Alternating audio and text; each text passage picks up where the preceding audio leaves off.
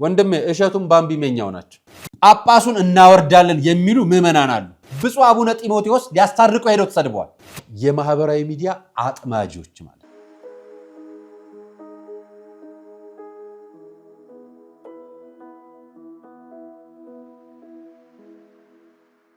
ሰላም ጤና ይስጥልኝ ውድ የቃል ቅርን ሚዲያ ቤተሰቦቻችን እንደምን አላችሁ? በያላችሁበት ሰዓት አቆጣጠር እንዳላችሁበት ሁኔታ ሰላማችሁ ብዝት ይበል ማለት ፈልጋለሁ። ወንድም እህቶቼ፣ ታላቅ ታናሾቼ እንደየእድሜያችሁና እንደየክብራችሁ መጠን ሰላማችሁ ይብዛ። ዛሬ መረጃዎች ይዤላችሁ መጥቻለሁ። ከያስኩላችሁ መረጃዎች መካከል 25ኛ ቀኑን ያስቆጠረው የፋሲካ በዓል የቅዱስ ሲኖዶስን ጉባኤ ርክበ ካህናት አስጀምሯል። እሱም በማስከተል አያይዤ ደግሞ ማቀርብላችሁ ሌላኛው ጉዳይ የፌዴራል ፖሊስ አዲስ መረጃ አውጥቷል። እሱም በተመለከተም ስለ ዘራፊዎች የወጣውን መረጃ ማጋራችሁ ይሆንኛል።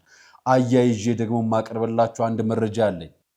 ፕሮቴስታንቷ አርቲስትና ዘማሪ ዘሪቱ ከበደ ለባምቢ የላከችው መልእክት አለ። ተጨማሪም ደግሞ አርቲስት ጥላሁን ጉግሳም ለዶክተር ዮናስ ዘውዴ ያስተላለፈው መልእክት አለ።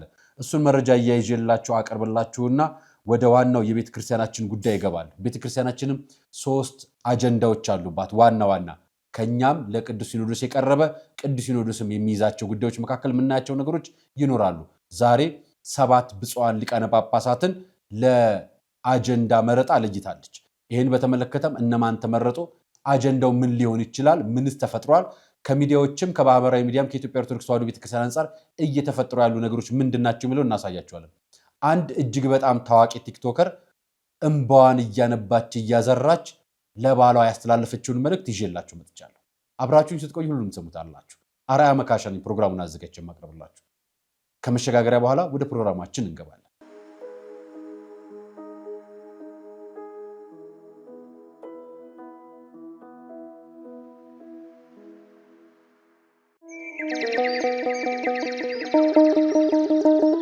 መድኃኔ ዓለም ሞትን ድል አድርጎ በኃይሉ ስለተነሳ በፋሲካው ማግስት ገዳማውያኑን በፍጹም እንዳነረሳ የተዋህዶ ልጆች የእናቶች በዓት ታልቋል ብላችሁ እጃችሁ እንዳይሳሳ ደግሞስ ብታዩት የአባቶቻችሁን ፍዳና አበሳ። መቼም ምክንያታችን ነው ለበረከት ተጀምሮ ያላለቀው የኔና የናንተን ምጽዋት የሚጠብቀው ገዳማችን ሙታንሳ። ስለዚህ ለበረከት ሥራ በአንድ ድንጋይ 2 መሆኑ ቀርቶ 3 ሆኗል። በአንድ ጉዞ 3 ሀገራትን ከቄርሜሎስ አስጎብኚ ጋር ይጎበኛሉ። የደብረ ዘይትን የፋሲካንና የእርገትን በዓላት ምክንያት በማድረግ ወደ ኢየሩሳሌም፣ ግብፅና ጆርዳን ሀገራት ጉዞ አዘጋጅተን በምዝገባ ላይ ነን። በኢየሩሳሌም ጌታችን ከተወለደበት እስካረገበት፣ በጆርዳን መጥምቀ መለኮት ዮሐንስ የታሰረበትና ሰማዕትነት የተቀበለበት ማኪሮስ፣ በግብፅ ቅባ ቅዱስ የሚያወጣው ስዕለ አድኖና ሲና ተራራ ከሚጎበኙ ቦታዎች ጥቂቶቹ ናቸው። በኢየሩሳሌም ጉዞአችን ተጨማሪ ሀገራትን ማስጎብኘታችን ለየት ያደርገናል። በግብፅ ለእያንዳንዱ ተጓዥ በፈዋሽነቱ የሚታወቀው የእመቤታችን ቅባ ቅዱስ ይታደላል። አድራሻ የቅዱስ ዑራኤል ሁለገብ ሕንፃ 4ኛ ፎቅ፣ ስልክ 0947 21 21 21 ወይም 0947 27 27 27። ምቾቶ ተጠብቆ ከእኛ ጋር ይጓዙ። ቀርሜሎስ አስጎብኚ።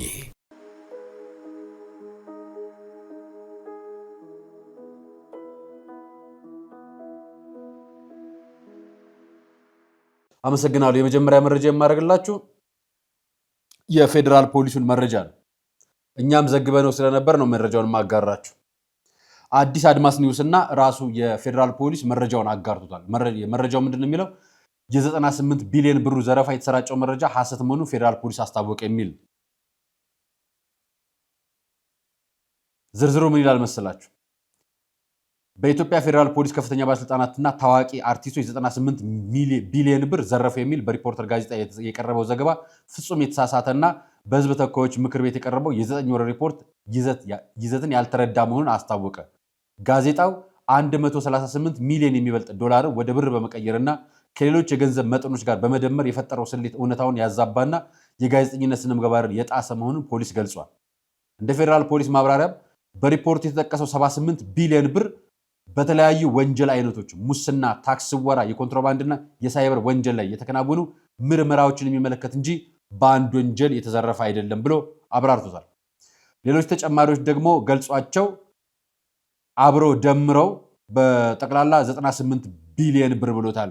በዘረፋ የተረጋገጠው ግን በሙስና፣ በታክስ ወራ፣ በኮንትሮባንድና በሳይበር ጥቃት ግን 78 ቢሊየን ብር ተዘርፏል የሚል ማረጋገጫውን ፌዴራል ፖሊስ አጋርቷል። እና ነዳጅ አልተወደደም እና ኑሮ ውድነት እነዚህ የዘረፉ አካላት አይመለከታቸውም አይደል? ነው አይመለከተንም ነው ለኛ። በነገራችን ላይ ለማጣራት የሄዳችሁ ጥረትና ዝርዝሩን ለማቅረብ የሄደበት የፌዴራል ፖሊስ ሪፖርት በጣም አስደስቶኛል። ጥሩ ነው፣ ቆንጆ ነው ብለን እንያዘው አይደል? ቆንጆ ነው፣ በጣም ጥሩ ነው። ያው ፌዴራል ፖሊስ የምክር ቤት ሪፖርትን በዝርዝር እንደሚያይ ዛሬ ነው ያየሁት፣ ለመጀመሪያ ጊዜ ሪፖርት ሲቀርብ ማለት ነው። ፌዴራል ራሱ የህዝብ ተወካዮች ምክር ቤት የራሱ የሆነ የህግ ክፍልና የህዝብ ግንኙነት ክፍል እንዳለውና ዝርዝር ማብራሪያዎችን በመግለጫ እንደሚሰጥ አውቅ ነበር። አሁን ፌዴራል ፖሊስ ሲገልጸው ግራ ገባኝና ከአሰራርና ከስራ አንጻር የተዛባ መስሎ ታየ። ነገር ግን በዛው አያይዤ ልንገራችሁ፣ ነዳጅ ተወዷል ስንል ተወዷል አይደል? 25 ብር ምናምን የጨመረባቸው አሉ።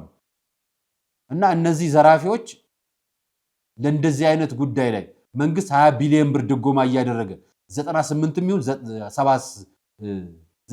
የሚሆን 78 ቢሊዮን ብር ቢዘረፍ ጉዳቱ እኮ ኢትዮጵያ ያለ የተጎዳው እኮ የኢትዮጵያ ህዝብ ነው።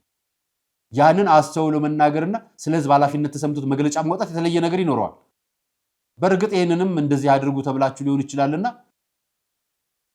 እንግዲህ ከ98 ወደ 78 ስለቀየራችሁት 78ም በዚህ ዓመት የተዘረፈ በቢሊዮን የሚቆጠር ብር ነው እና ለኢትዮጵያ ህዝብ ምንም የማይጠቅም አስመስሎ መስማትም ማዳመጥም ይህን ሪፖርት መስማትም ስላሳፈረኝ ነው መረጃውን ያጋራኋችሁ። እና ሐሰት ነው አገላለጹ፣ 98 አይደለም 78ቱ በእነዚህ አይነት ወንጀሎች ብላችሁ አብራርቷቸዋል። ነግሬያችሁ ሌላ ብር ዝርዝር ስለማልገባ ማለት ነው። ይሄኛውን መረጃ አይታችሁታል። ፈገግ እንድትሉ ብዬ ነው ዛሬ ይዤላችሁ መጣሁት። መቼም ዜና ያስቃል ሲባል አሁን እንግዲህ 78 ወደ 98 ፈገግ እንዳላችሁት በዚህኛው ፈገግ ትላላችሁ ብዬ አስቤ ነው። ትላንትና ነው ኢትዮ 107.8 ነው የዘገበው። የትንባሆ ኢንዱስትሪ የሚሞቱ ደንበኞቹን በህፃናት ወጣቶች ለመተካት የተለያዩ ስልቶችን እየተጠቀመ መሆኑ ተገለጸ።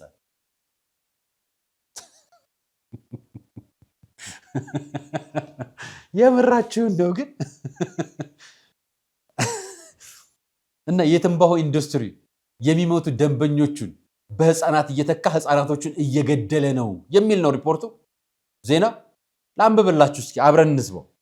የትንባሆ ኢንዱስትሪው በየዓመቱ በሞትና በማጨስ በማቆም ምክንያት የሚያጣቸውን ደንበኞች በአዳዲስ አጫሾች ተክቶ ቢዝነቱን ለማስቀጠል ህፃናትንና ወጣቶችን ኢላማ ያደረጉ የተለያዩ ስልቶችን ነድፎ በስፋት እየሰራ መሆኑንና የኢትዮጵያና የመድኃኒት ምግብ ቁጥጥር ባለስልጣን አስታውቋል። የትኛው ትንባሆ ድርጅት ነው? የኢትዮጵያ ትንባሆ ድርጅት ነው፣ ሜክሲኮ የሚገኘው። ስለሱ ነው የምናወራው። ሁለት የመንግስት መስሪያ ቤት ሲካሰሱ እንደማለት ነው።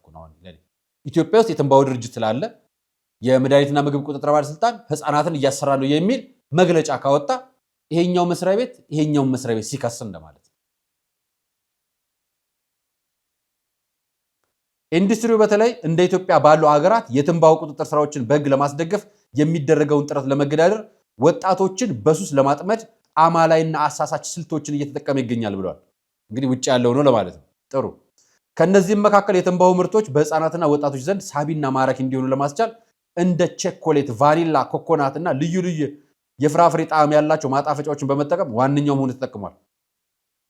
በተጨማሪም ሲጋሬት ያሉ ምርቶችን እንደ አዲስ ፈጠራና ጉዳታቸውን እንደቀነሰ አድርጎ በማቅረብ ወጣቱን በማጥመር ሊገድላቸው ነው። ወንድሜ ውጭ ያለውን የሲጋራ ካምፓኒ ከመክሰሳችን በፊት አገር ውስጥ ያለውን የሲጋራ ካምፓኒ ማውደም ወይ ደግሞ ማጥፋትና ወደ ሌላ ተቋም እንዲሰራ ማድረግ አፈርሶ ማለት። መጀመሪያ የመድኃኒትና ቁጥጥር ባለስልጣን ስራው ይሄ ነበር። የውጭ ሀገራት ሲጋራ አምራቾች ኢትዮጵያ ውስጥ ያሉትን ወጣቶች በእንደዚህ አነዟቸው የሚሞቱትን በህፃናት ሊተካ ነው ብሎ ዜና ከመዘገብ በላይ የሚያሳፍር ነገር የለም። እዚህ እኮ አጠገባችን አስቀምጠናል። ኒያላ የሚባል አለ፣ ሌላም አለ፣ ሮዝማን ሚሊዮን ስም አላቸው። ብቻ የሲጋራ ኒያላ የሚባለውን ከልጅነቴም ስለማውቀው ነው። ህፃኑ ብዙ ሲጋራ ምርቶች እንዳሉ አውቃለሁ። አይነት ይኖራቸዋል፣ ውድም ዝቅም አለ። ኢትዮጵያ ውስጥ ነው የሚመረተው። ኢትዮጵያ ውስጥ ፋብሪካ ገንብተን አስቀምጠን ውጭ ሀገር ያሉ ትንባሆ ድርጅቶች የኢትዮጵያ ውስጥም በዓለም ያሉትን ወጣቶች በሲጋራ ሟች ደንበኞቻቸውን በወጣትና በህፃናት ሊተኩ ነው ብሎ ማውራት፣ እዚህ ያለውንስ ምን እያደረጋችሁት? ምን አስባችሁ ነው የምታወሩት? የኔ አገዳደል ጥሩ ነው የነዛ አገዳደል ጥሩ አይደለም ብሎ እንደመዘገብ አይሆንባችሁ። ሪፖርቱን ራሱ ታቀርቡት እኮ ኢትዮጵያ ውስጥ ያለውን የሲጋራ ምርት ልናቆም እየሰራን ነው ብላችሁ እንኳን አልሰራችሁት። እንዴት እየገደሉ እንደሆነና እንዴት ሊገሉ እንደሆነ ምን ያህል ሰው እንደሞተባቸው ነው የምትናገሩት። ኢትዮጵያ ውስጥ ካምፓኒ አለ፣ በልማት ስም የተቋቋመ ካምፓኒ። የመንግስት ካምፓኒዎች አሉ፣ ገቨርንመንት የሆኑ የልማት ካምፓኒዎች አሉ። በኢንዱስትሪ ሚኒስቴር የሚመራ የኢትዮጵያ ትንባሆ ድርጅት የሚባል ተቋም አለ። ስለሱ አዘግቡልን። በኒያ ላይ ሞተ ሰው የለም። አትቀልዱ። ዜናችሁ ስላሳፈረኝ ነው ይዤላችሁ መጣሁ። ይሄን ብያችሁ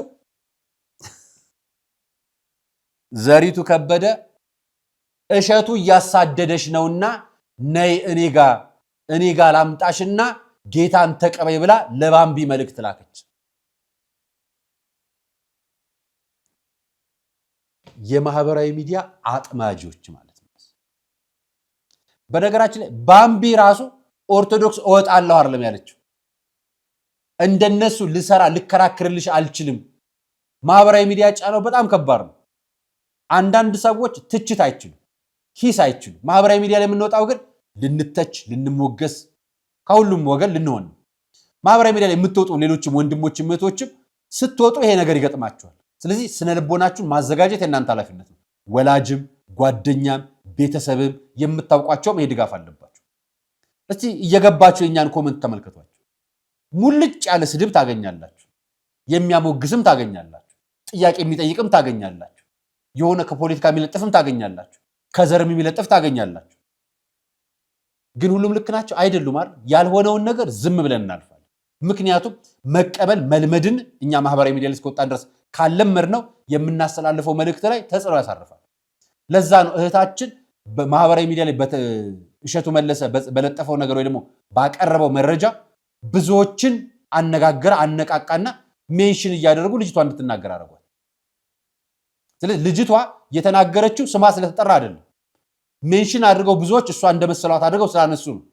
ያንንም እንድትመልስ በኮመንት የሚሰጣት ነገር ላይ ከዚህ በፊት መልስ እየሰጠች በኮመንት እያስቆጧትና እያበሳጯት የምትናገራቸውን ንግግሮች ለማህበራዊ ሚዲያ አጀንዳ አድርገው ስለነበረ እሸቱንም እንዲናገር አድርጎታል። ልክ ነው። በነገራችን እሷም የተሳሳተችው በመረጃ በቀረበላት ነገር። አሁን ዘሪቱ ጠላፊዋ መጣችና ለባምቢ ለሃና ግዳይ ጥሪ ያቀረበች። እህቴ እነዚህ እኔንም እንደዚሁ ሲከሱኝ ነበር፣ ክስ ከአባታቸው የወረሱት ስንቃቸው ነው አለች። አንቺ ሼሁ እንዲያርጉኝ ብለሻል እንዴ? አንቺ የወንድ ልጅ ትዳር ምን ያደርጋል?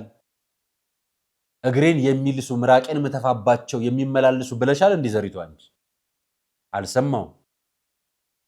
ኦርቶዶክስ በመሆኔ ከቤተ ክርስቲያን ተሰደብኩ ብለሽ ተናገርሽ ታውቂያለሽ እንዴ? ማህበራዊ ሚዲያ ላይ ለምታወጪው ጉዳይ ማህበራዊ ሚዲያ ላይ ምላሽ ይሰጣል። ይሄ የማህበራዊ ሚዲያ ፕላትፎርም እይታው ይሄ ደግሞ የሚቀርብ ነው። ገበያ ላይ ያወጣችሁትን ሐሳብ በሙሉ አሞግሱልኝ፣ አወድሱልኝ የሚል ነገርና ጎራ እየለዩ የሃይማኖት ሰፈር እየመረጡ መደባደብ ይሄ ማህበራዊ ሚዲያ ያመጣው እና እዛ ኦርቶዶክስ ቤት ምዕመናኖችንና እግዚአብሔር የሚወዳትን እመቤቴ የምታማልዳትን ቅዱሳን መላእክቱ፣ ነቢያት፣ ሐዋርያት፣ ጻድቃን፣ ሰማዕታቱ የሚራዷትን ባምቢን ነይ እዛ ሰደቡሽ እነ እሸቱን እምነት ታትከተይ ኦርቶዶክሶችን ታያቸው የሚል መልእክት ላከችለት። የሰይጣን ልጆች ዋና አቅማቸው መክሰስ ነው። አንቺ ኃጢአተኛ ሆነሽ ለገዳም ገንዘብ መሰብሰብ አትችይም ብለው ሲከሱሽ አብዛኛው ቤተክርስቲያንና ገዳም የተገነባበትን ገንዘብ ምንጩ ከአንቺ ይልቅ እጅግ የከፉ ኃጢአት ብቻ ሳይሆን ብዙ ግፍ ያለባቸው ያለ አግባብ ከድሃ የሚዘረፈው ፈሪሳውያንና ማጅራት መቺዎች ከሚሰጡት ገንዘብ መሆኑን ላስታውሳቸው እወዳለሁ። እህቴ ኢየሱስ ስለ ገዳም ሆነ ስለ የትኛውም ቅራቅንቦ ነገር እንድትጨነቂ ሳይሆን ከጭንቀት እንድትገላገይ ተሰቀለልሽ። ገዳሙን ተረቱን ለነ እሸቱ ተይላቸውና አንቺ ወደ ህይወት ነይ። ሲጀመር ገዳም የወንጌል ጠላት ሆነው የሰይጣን ሐሳብ ነው።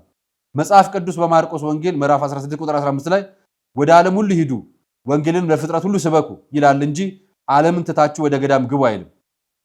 የኢየሱስ ክርስቶስ ወንጌል ጠላት ያልሆነ ትክክለኛው ወንጌል የያዘ ፈጽሞ ወደ ገዳም አይሄድም የምትልሽ ይመስለኛል ዘሪቱ ብታገኝሽ። እህቴ ወደ ዘሪቱ ሂጂ። የመጨረሻው መልእክት የምትልሽ ይመስለኛል በሚል አስተካከላችሁ። እኛ እንንገራችሁ በዚህ መጽሐፍ ቅዱስ ምዕራፉንና ጥቅሱን እናንተ ታውቃላችኋል። የወንድምህን ኃጢአት ዝም ብትለው የእህትህን ኃጢአት ዝም ብትለው ዕዳው ባንተ ይሆናል። መገሰጽም ማረምም ኃላፊነት አለበት። ነገር ግን ኮናኝና አጽዳቂ ማንም ኦርቶዶክስ አይሆን አያውቅም። እሸቱም እንደዛ አላለ። ቤተክርስቲያን ወይ ደግሞ ንግግሮችን ማኒፑሌት አድርጎ ባልተፈለገ አግባብ ተርጉሞ ዘሪቱ ከበደንም ባልተናገረችው ቋንቋ ትናገራለች በሚል ማህበራዊ ሚዲያ ላይ መነጋገር ያድርገውታል። ወንድሞቼ የኢትዮጵያ ኦርቶዶክስ ተዋሕዶ ቤተክርስቲያን የተሰቀለላት ክርስቶስን ያዳናት ክርስቶስን በነገራችን ላይ እኔ የብቻ ያዳኝ የለኝም። የሁላችንም ኦርቶዶክሳውያን አዳኝ የሁሉም ዓለም አዳኝ አንድ እግዚአብሔር ነው። የተሰቀለልንም ክርስቶስን ሲሰቀል 6666 ጊዜ ተገርፏል። ሲሰቀል በሕማማቱ መከራውን፣ ስቃዩን፣ በደሉን፣ መገረፉን፣ መተፋቱን፣ መሰቃየቱን እናስባለን። በስቅለቱ ትንሣኤውን እናስባለን። አዎ ቤተ መቅደሱ በ3 ቀን አፍርሼ እሰራው ያለውን ቃል ፈጽሟል። የፈጸመውንም የደስታውን ጳራቅሊጦስን እያከበረን አይደል? እና ማህበራዊ ሚዲያ ላይ በዘሪቱ አድርገው ባምቢን ጠርተው እሸቱን እየከሰሱላችሁ። ወንድሜ እሸቱን ባምቢ መኛው ናቸው። አትሞኙ። እንንገራችሁ ብለን ነው። በዛው አያይዤ ላሳልፍላችሁ። ይሄንን ግለሰብ ታውቁታላችሁ መቼም አርቲስት ነው። የቤቶች ድራማን የማታውቁ ሰዎች የላችሁ። ወደ ሲኖዶስ ጉዳይ ከመግባት በፊት ማለት ነው። አርቲስት ጥላሁን ጉግሳ ይባላል። ለዶክተር ዮናስ ዘውዴ እጅግ በጣም ቆጣ ያለ አስተያየትና ጥያቄ በማህበራዊ ትስስር ገጹ ላይ ለጥፏል። ምላሻቸውና ጥያቄያቸውን እንሰማለን። አንድ ጥያቄ ለወንድም ዮናስ ዘውዴ ከበደ ዶክተር የሐሳብ ይዤ ለመጻፍ ስነሳ እኔ ከእርሱ የተሻልኩ ጻድቅ ነኝ ብዬ እንዳልሆነ በግልጽ እንዲረዱልኝ ይፈልጋሉ። በእውነት ዘማሪ ወይም ፓስተር ዶክተር ደረጀ ከበደ በማቴዎስ፣ ሉቃስ፣ በማርቆስና ከዮሐንስ ወንጌል ቀጥሎ 5ኛ ወንጌል ነውን? እንደው ስለ እውነቱ ከ66ቱ መጽሐፍ 67ኛ መጽሐፍ ዶክተር ደረጀ ነው ብሎ ጥያቄ አቅርቧል።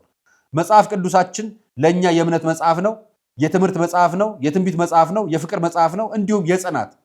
እንዲህ አይነት የድፍረት ጥግ ላይ ያደረሱት የዶክተር ደረጀ የቆየ የድሮ አገልግሎት ነው ወይስ አሁን ላይ በዘፈን አስታከው ይዘው የተነሱት ፖለቲካዊ አቋም ነው?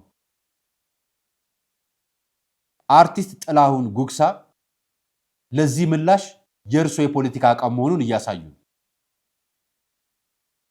በውጭው ዓለም የነበሩ ታላላቅ አገልጋዮች በሀገራችን ለወንጌል ዋጋ ከፍለው ያለፉ አባቶች አሁንም ያሉት እንዲሁ ሌሎችም የዓለም ድንቅ ምሁራን ቁንጮ ፖለቲከኞች የመጽሐፍ ቅዱስ 5ኛ ወንጌል ወይም 67ኛ መጽሐፍ አይሆኑም የሚልና በአርቲስት ቴዎድሮስ ካሳሁን ጉዳይ አጀንዳ ተደርጎ ለጻፉት ዶክተር ዮናስ ዘውዴ ለጻፉት ጉዳይ በጣም ቆጣ ያለ ትችት አዘል ነገርና መጽሐፍ ቅዱስ እናርጋቸው ወይ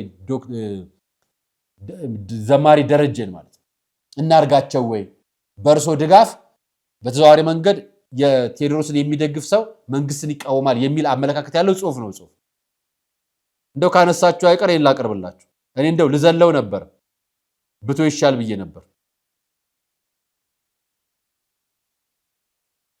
የትላንትና ነው።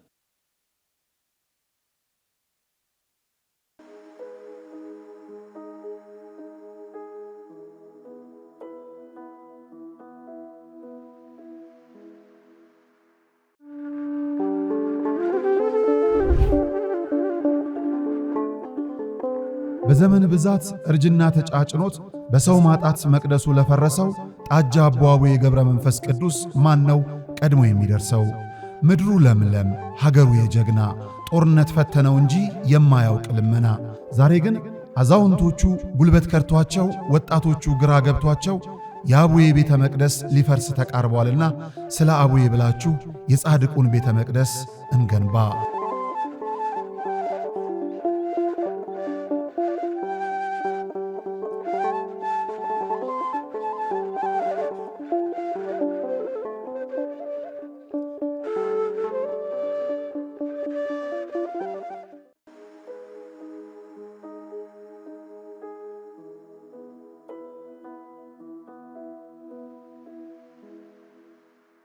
ቴዲ ይዞት የመጣው ቃል ሟርት ነው። ዳስጣል የተሰኘው የኪነ ጥበብ ስራ የሰሞኑ አነጋጋሪ አጀንዳ ነው። በአገር አቀፍ ደረጃ ብቻ ሳይሆን የቤተ እምነት ተቋማትንም ድንበር አልፎ ገብቶ በቤተ እምነት ተቋማት መካከል አነጋጋሪ እየሆነ ያለ ጉዳይ ነው። ከዛ ባሻገር ቅርብ ጊዜ የኢትዮጵያ ወንጌል አማኞች አብያተ ክርስቲያናት ካውንስል ምርጫ አካሂዷል። የምርጫው ድባብ ምን ይመስል ነበረ? ቀጣይ 7ኛው ሀገራዊ ብሔራዊ ምርጫ ይጠበቃል።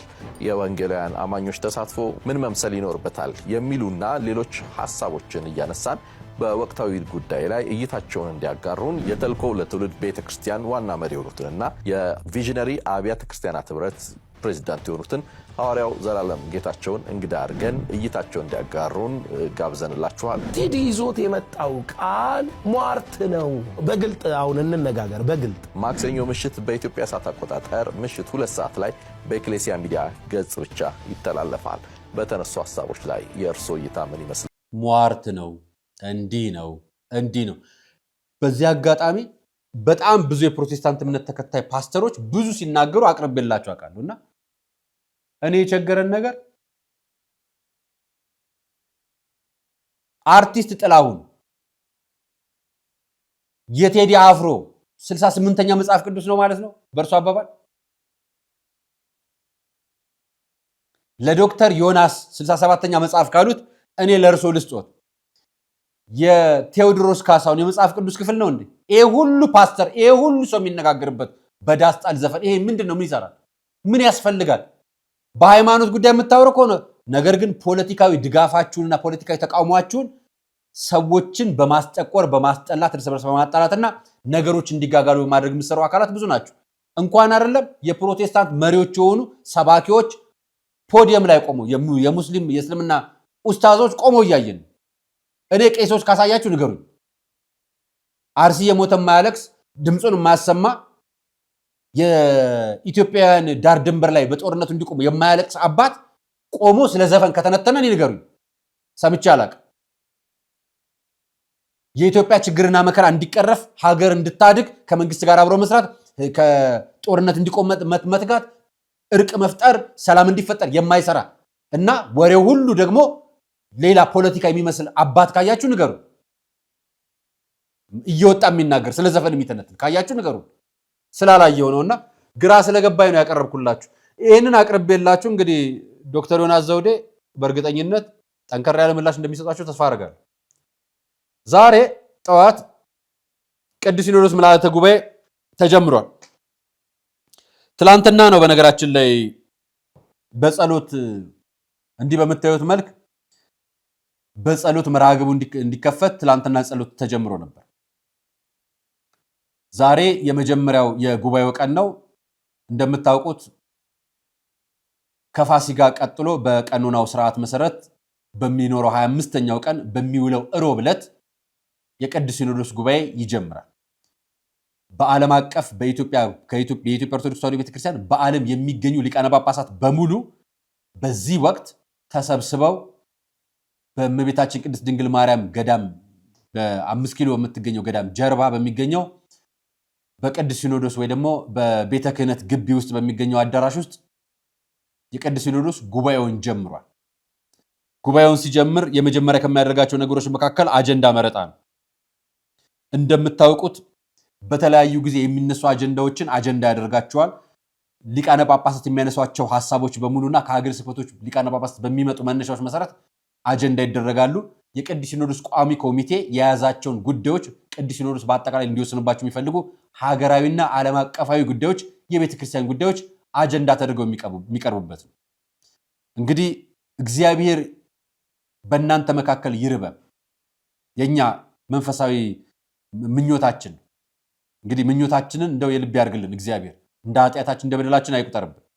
በዚህም የመጀመሪያው ቀን የሚደረገው የአጀንዳ መራጮች አባቶች ይመረጣሉ። በተደጋጋሚ እንደምታውቁት እንደሚደረገው በጥቅምት ሲኖዶስ የተወሰኑ ውሳኔዎች አፈጻጸማቸው ይገመገማል። ከዛን ደግሞ በዚህ ወቅት የሚያዙ አጀንዳዎች ደግሞ ለውሳኔ ሐሳብ ይቀርባሉ። የተወሰኑት ውሳኔዎች ደግሞ ለሚቀጥለው ጥቅምት ድረስ እንዲወሰኑና እንዲፈጸሙ ይቀርባል።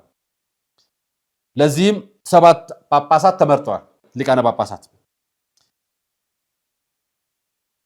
በእነዚህም መካከል የመግቢያ ንግግር ብፁዕ ወቅዱስ አቡነ ማትያስ አድርገዋል። በዚህም ሀገር ሰላም እንድትሆን ሀገራችን ውስጥም የሊቃነ ጳጳስ ወይ ደግሞ የአባቶች ድርሻ ወይ የቤተ ክርስቲያን ድርሻ ወንጌልን ማስፋፋት፣ ፍቅርን ማስፋት፣ መስበክ፣ እርቅ መፍጠር፣ ማስታረቅ፣ ሰላም መስፈን፣ በዘር በፖለቲካ በልዩነት እንዲኖር አለማድረግ፣ ይህንን መስራት የቤተ ክርስቲያን ዋና ተልኳ ሆኖ እኛ ባለመስራታችን ነው እስካሁን ላለው ነገር የተፈጠረውና ቀጣዩም ጊዜ ያለን ጊዜያችን እንጠቀም ሲሉ ለሊቃነ ጳጳሳትም ለኢትዮጵያ ኦርቶዶክስ እምነት ተከታዮችም መልእክታቸውን አስተላልፈዋል። ይህን ካሉ በኋላ 7ቱ ሊቃነ ጳጳሳት የተመረጡት እነማን መስሏቸው?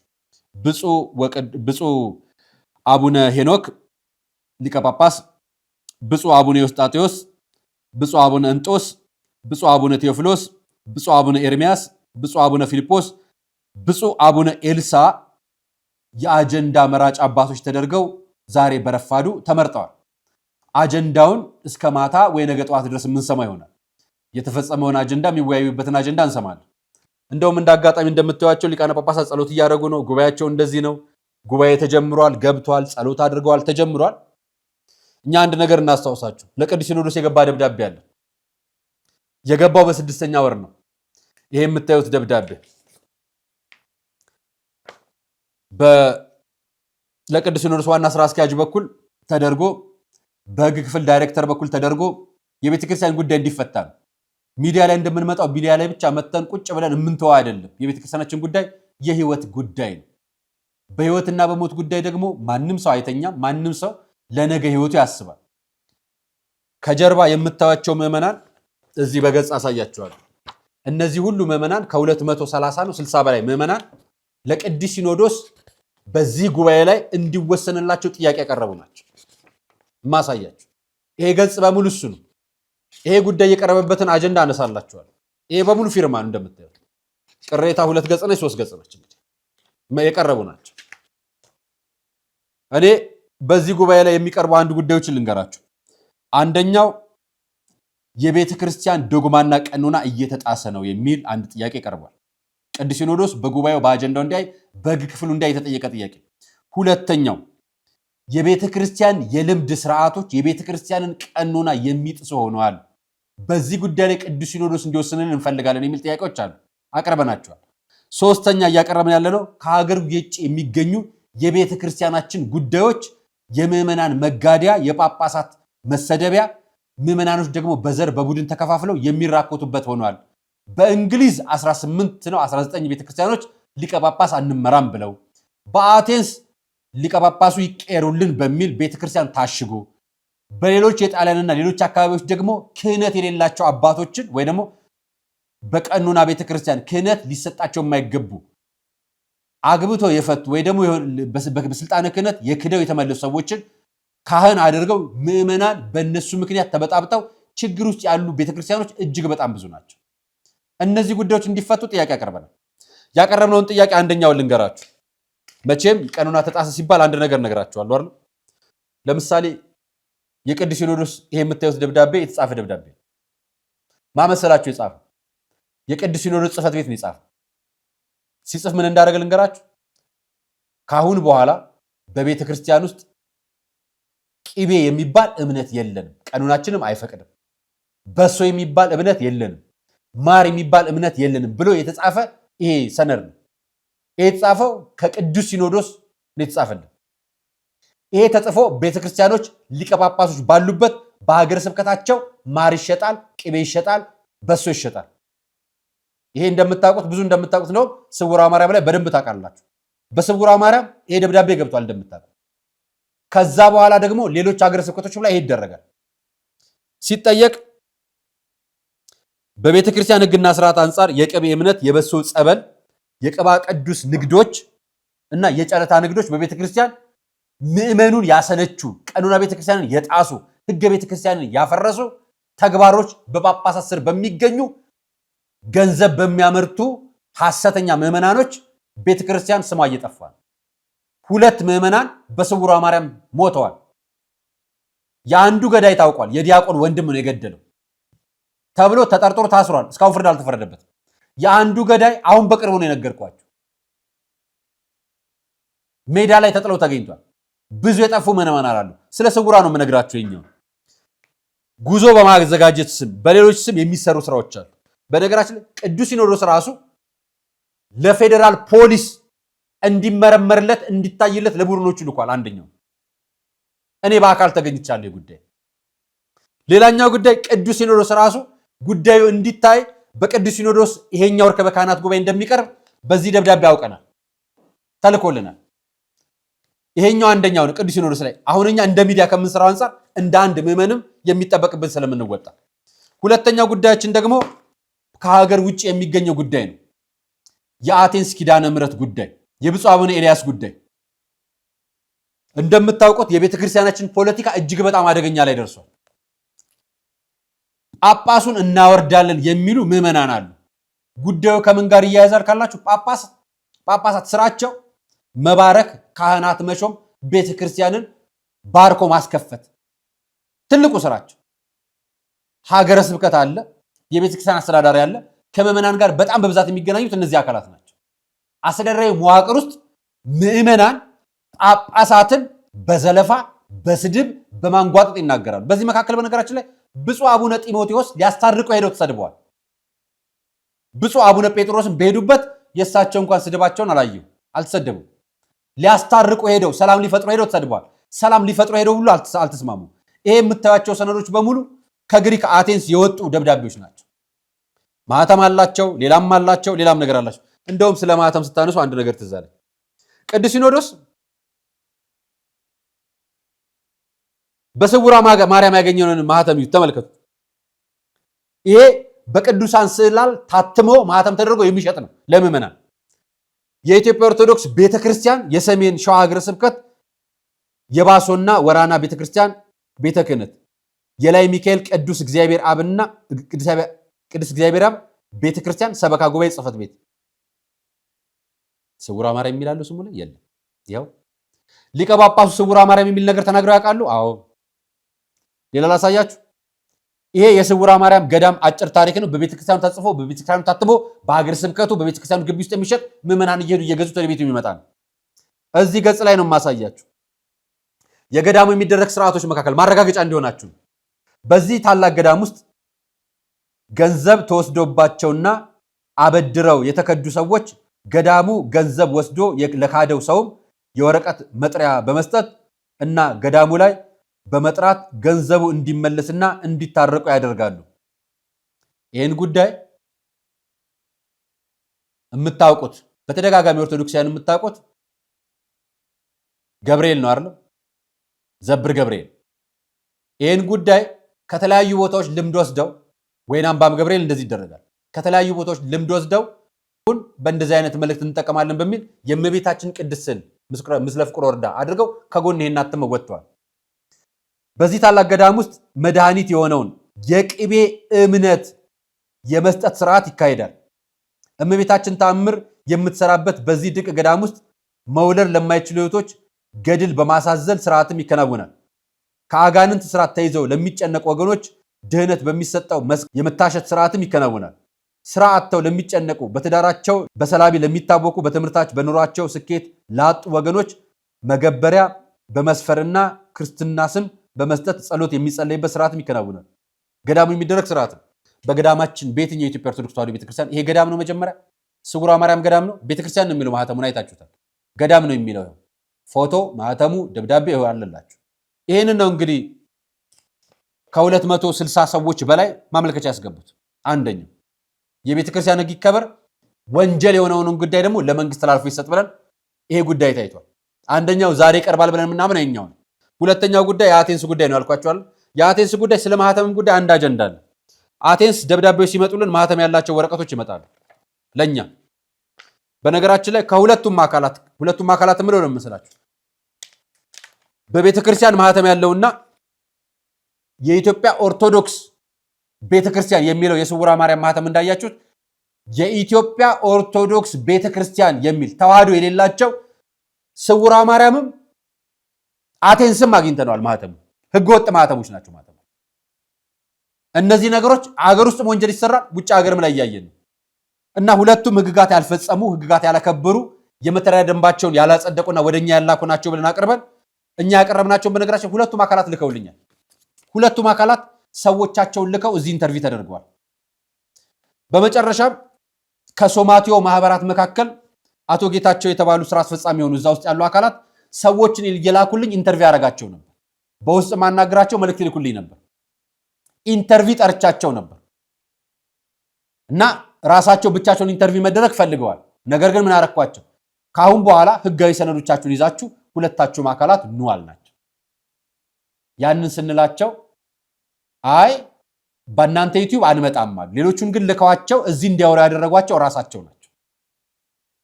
ይሄ ማለት ቅዱስ ሲኖዶስ መረጃዎችን እንትን ተፈጠረ በሚል አንደኛው አቅሌሲያ መረጃ ቋት የሚል፣ ሁለተኛው አቴንስ ኪዳነ ምሕረት የሚል፣ ሌላኛው ደግሞ ዌብሳይት መረጃ፣ ሌላኛው የፌስቡክ መረጃ ምዕመኑን የሚያደናብሩና የሚያጣሉ አካላት በጣም ብዙ አሉ። አሁን የእምነት ተቋምን ሳይሆን እልህና ፉክክር ፍቅርና ትህትና የሌለበት ነው የሚታየው። ለዚህ ነው ቅዱስ ሲኖዶስ መዋቅር የጠበቀ ስርዓት የጠበቀ ውሳኔ እንዲወስን በዚህ አጋጣሚ ጥሪያችን እናስተላልፋለን። ብዙዎቻችሁ ሰምታችሁታል። ሊቃነ ጳጳሳት ድንጋይ ተወርውሮባቸዋል፣ በር ተዘግቶባቸዋል፣ ተዘልፈዋል። ሊቃነ ጳጳሳት ነው የምነግራችሁ። ካህናት፣ ምዕመናን ለ7 ዓመታት ክርክር ከምዕመናን ጋር ፍርድ ቤት ሲመላለሱ ነበር፣ ሲከራከሩ ነበር። ምዕመናን ቅዱስ ሲኖዶስ ክህነታቸውን ያነሱባቸውን አባት እዛው ቁጭ ብለው ካህናት ምዕመናኖቹ ባልተባረከ በቆሞስም በሊቀ ጳጳስም ባልተባረከ ቤተክርስቲያን ውስጥ ቅዳሴ እንዲቀደስ ተደርጎ ያውቅ ነበር። ይሄንን ሁለቱም አካላት ውስጥ ያሉ ወይ ደግሞ አንደኛው ሶማቴዎ ሌላኛው ደግሞ ህጋዊ ማህበር ነው ማስረጃ ይላከልኝ። እኔ አንድ ህጋዊ ማህበር ሆኖ ማስረጃ ይላከልኝ። ትላንትና መግለጫ ያለበኩላችሁ ማስረጃ ይላከልኝ አካል ህጋዊ መሆናቸውን ይላከልኝ። ሰነዱን ልከውልን እኛ አስተርጉመን ነው የምናየው። እነ ሶማቴዎ እስካሁን አላከልን። ነገር ግን ማህበራዊ ሚዲያ ላይ ብዙ ሰው አለኝ ብዙ ምዕመናን አሉኝ የሚል አጀንዳዎች አሉ። የእነሱንም እንግዶች አመራሮች ከሆኑ ላኳቸው ብዬ 2 እህቶችን አናግሬላችሁ ነበር። ነገር ግን የምዕመናን ድርሻና የቤተክርስቲያን የማዋቀር ድርሻ ተደባልቋል። ይህ አንደኛው ችግር ነውና እንድታዩት በዚህ አጋጣሚ ላስተላልፍላችሁ ፈልጌ ነው። ቅዱስ ሲኖዶስ እነዚህም ብቻ አይደለም እንዳይልን መጨረሻ ላይ የምናቀርበው ሶስተኛ ጉዳይ እንዲያቀርብ ምናልባት ዛሬ አጀንዳ ከያዙ ሊቃነ ጳጳሳት ድንገት የቪዲዮ ከደረሳቸው በአዲስ አበባ ሀገረ ስብከትና አዲስ አበባና ዙሪያው ሸገር ሲቲ ሀገረ ስብከት፣ ምስራቅ ሸዋ ሀገረ ስብከት፣ ሰሜን ሸዋ ሀገረ ስብከት እየተጀመሩ ያሉና አደገኛ የሆኑ አካሄዶች አሉ። ከቤተ ክርስቲያን ግቢ ውስጥ ባዛር የሚባል ዝግጅት የተዘጋጀ ምዕመናን ስጋ እየቆረጡ መጠጥ በስቶ ሰክረው እንዲወጡ እየተደረገ ነው። ቤተ ክርስቲያን አስክራ ትልካለች። ልማድ የሚመስል ኃጢአት የሆነ ተግባር በቤተ መቅደስ የተከናወነ ነው። ይሄ ጉዳይ በጊዜ ካልቆመ አባቶች ልትቆጣጠሩት የማትችሉት ደረጃ ይደርሳልና ይሄን አጋጣሚ ለእናንተ ላስተላልፍ። ይሄን ብያችሁ የመጨረሻ መልእክት የሚሆነው አንድ ቲክቶከር ሽምግልና ተልኮላት ጓደኛው የምታስተላልፈው መልእክት ለእናንተ ላስተላልፍላችሁ። እንባዋ ስለተጋባብኝ ትህትናዋ ደስ ስላለኝ ለጓደኛው የምታደርገው ትሁት ፍቅሯ የምትገልጽበት ቃላቷ በጣም ደስ ስለሚል እውነት እንደዚህ አይነት ጓደኛ ይስጣችሁ ልላችሁ። ስሟት። እስከነ ሙሉ ነገሯ ነው የምንሰጥክ። እስከነ ሙሉ ነገሯ መልስልን፣ አቆይልን። ሁሌ ሳቋን ያሳየን፣ ደስታዋን ያሳየን። ገና ወልደሽ ተባዢ አንድ ብቻ ሆነሽ አትበቂንም። ያንቺን ብዙ ሰዎች ማየት እንፈልጋለን። የዓለም ያርገው፣ ቤትሽን ሰላም ያርገው፣ ፍቅር ያርገው። እግዚአብሔር የገባበት እግዚአብሔር ያለበት ህይወት ያርግልሽ። ያ ከእናቷ ቤት ስትወጣ ተሞላቃ ቀብጣ እንደ እንቁላል የምናያት ወርቅ ሀብታችን ናት። እንደዛ አድርጋ አቆይልን። ካቃተ ምንም ሳታጎድል መልስልን። ያ እንወድሻለን በጣም። እንዲህ አይነት ትሁት ጓደኛ ይስጣችሁ። ጓደኝነቷ ለልጅቷ ያላት ፍቅር ስለታየኝ በጣም ደስ ስላለኝ እንደው ሌሎቻችሁም እንዲህ አይነት ጓደኛ አላችሁ? የዛሬ ቆይታ ይመስል ነበር። አርያ መካሻ ነበር ፕሮግራሙን አዘጋጅ ያቀርብላችሁ። ለነበረን ቆይታ አመሰግናለሁ። ሰናይ ቀን።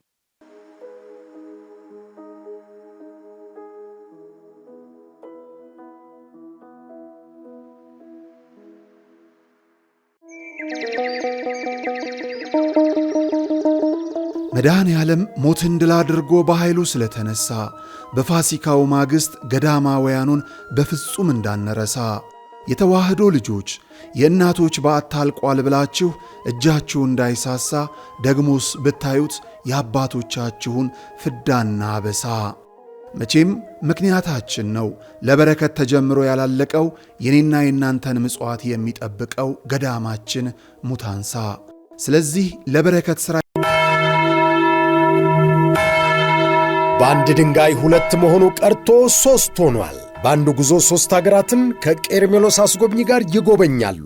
የደብረ ዘይትን የፋሲካንና የዕርገትን በዓላት ምክንያት በማድረግ ወደ ኢየሩሳሌም፣ ግብፅና ጆርዳን ሀገራት ጉዞ አዘጋጅተን በምዝገባ ላይ ነን። በኢየሩሳሌም ጌታችን ከተወለደበት እስካረገበት፣ በጆርዳን መጥምቀ መለኮት ዮሐንስ የታሰረበትና ሰማዕትነት የተቀበለበት ማኪሮስ፣ በግብፅ ቅባ ቅዱስ የሚያወጣው ስዕለ አድኖና ሲና ተራራ ከሚጎበኙ ቦታዎች ጥቂቶቹ ናቸው። በኢየሩሳሌም ጉዞአችን ተጨማሪ ሀገራትን ማስጎብኘታችን ለየት ያደርገናል። በግብፅ ለእያንዳንዱ ተጓዥ በፈዋሽነቱ የሚታወቀው የእመቤታችን ቅባ ቅዱስ ይታደላል። አድራሻ የቅዱስ ዑራኤል ሁለገብ ሕንፃ 4ኛ ፎቅ፣ ስልክ 0947 21 21 21 ወይም 0947 27 27 27። ምቾቶ ተጠብቆ ከእኛ ጋር ይጓዙ። ቀርሜሎስ አስጎብኚ።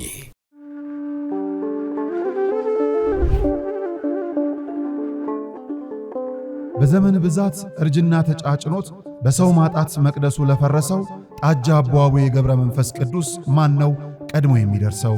ምድሩ ለምለም ሀገሩ የጀግና ጦርነት ፈተነው እንጂ የማያውቅ ልመና። ዛሬ ግን አዛውንቶቹ ጉልበት ከርቷቸው፣ ወጣቶቹ ግራ ገብቷቸው የአቡዬ ቤተ መቅደስ ሊፈርስ ተቃርቧልና ስለ አቡዬ ብላችሁ የጻድቁን ቤተ መቅደስ እንገንባ።